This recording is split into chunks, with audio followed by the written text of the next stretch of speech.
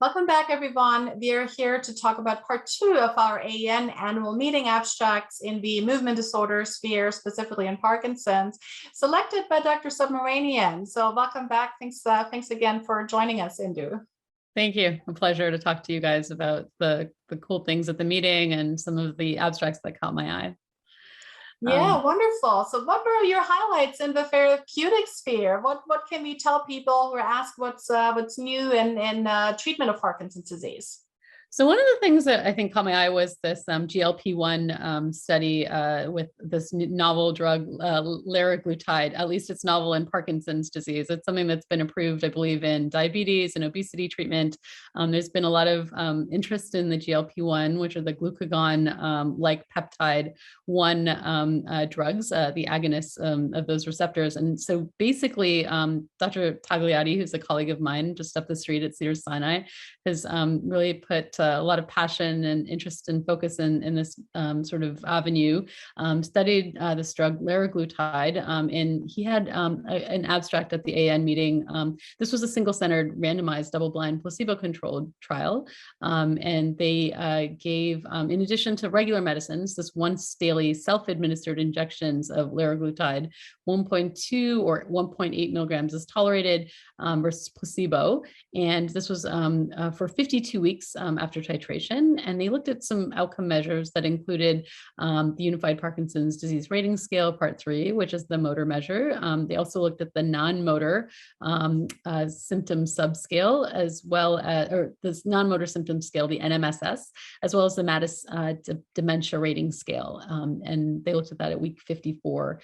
And so this was 63 patients that were randomized, 42 to liraglutide and 21 to placebo. And basically the bottom line was kind of interesting, that there was improvement in the clinical features of PD, including non-motor symptoms and activities of daily living, but it didn't look like there were improvements in terms of the PRS or the dementia scales. And so I think this is kind of an exciting kind of taste of what this sort of medication possibly may offer. And I think there's further studies that need to be done. But I think it was exciting that they did look at the non-motor subscale, because I think historically we've spent a lot of time focusing on motor subscales of the PRS, and many of these studies have been negative in the past in terms of disease modification or other things, because perhaps we've been missing out on looking at non-motor subscales better. And so this is kind of exciting, I think, initial data and in this sort of medication specifically, and additional data to support possibly use of this medication in this class of the GLP-1 drugs. And they've been out on the market and used in these other disease states. So Catherine, what's your take on this as sort of somebody who may be taking care of patients on a day-to-day basis in clinic, more of in a private practice setting? Yeah, thanks so much for that nice summary. And, one thing I also meant to highlight is, specifically when we think about this as a possibly disease modifying medication, as we know, some of the non-motor symptoms, including depression and cognitive issues, are some of the main drivers of disability. So I think, as you said, it's a very interesting point to really specifically look at the non-motor features. So yeah, my thought was sort of, well, what would you say to a patient who wants to start this medication, right? Currently, it's obviously not approved for the indication. So I don't know what your take on that is, or if you had any patients inquire about it yet. We've had some patients inquire about it. I mean, I think that, some patients also sometimes lose weight as well, which I think is an attractive thing for some of our patients to think about. I live in Southern California, and so patients are always wondering how they can get their appearance to look better. But, I think my sense is that I would say these are relatively expensive medications. I think this is relatively early data. It's good that it's safe and tolerated in our patient population, but I, probably will stand by and wait for further data before I start my patients on it. But we'll sort of have to see what the future holds. And is that what you think too, Catherine, or what do you think? Agreed. Yes, too soon. And as always, we always want to encourage patients to participate in trials. And of course, if people have a different indication to be on it, right? If this is a diabetic patient, there might be other reasons. But yeah, I think as you said, we definitely need more data. But it's exciting to see a drug studied with a new mechanism. So yeah.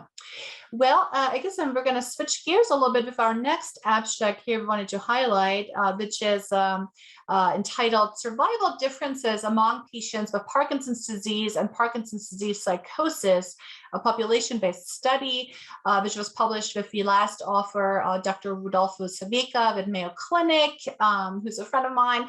And they have done, I mean, Mayo Clinic has just done amazing epidemiologic studies based on the Rochester Epidemiology Project.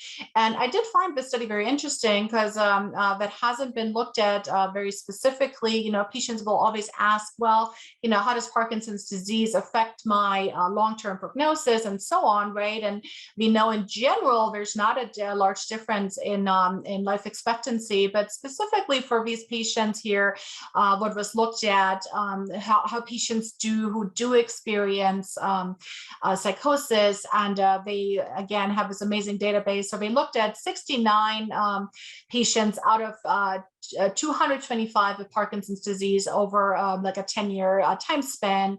And what they did find is that patients who had met criteria for Parkinson's disease psychosis showed higher rates of cognitive impairment, which is probably not too surprising. So it was 40% versus 25%, and also orthostatic hypotension, 26% versus only 14%, and had a significantly higher rate of all-cause mortality. So kind of these were main takeaway findings, and I think for the practical takeaway for someone like me as a clinician, movement disorder specialist in practice, is really, you know, we need to really pay attention to those things, right? And questioning about these non-motor symptoms, including psychosis, should be a standard of care at follow-up visits, and really knowing about the implications this can have. We also know patients with psychosis have a very higher rate of hospitalization, rate of delirium, post-surgical delirium, and you know, associated infection. So I think it's a good data to have. And we know Parkinson's disease is not one disease, but it's really a spectrum, and kind of knowing, you know, who are some of the patients we really need to pay a lot of attention to, and who might be more frail and the high risk, right? Yeah, absolutely. I mean, I think it's a very high risk population with high morbidity and mortality. And, you know, really can, from their like caregiver burden perspective, is hugely problematic. When people start to hallucinate, they can't be left alone.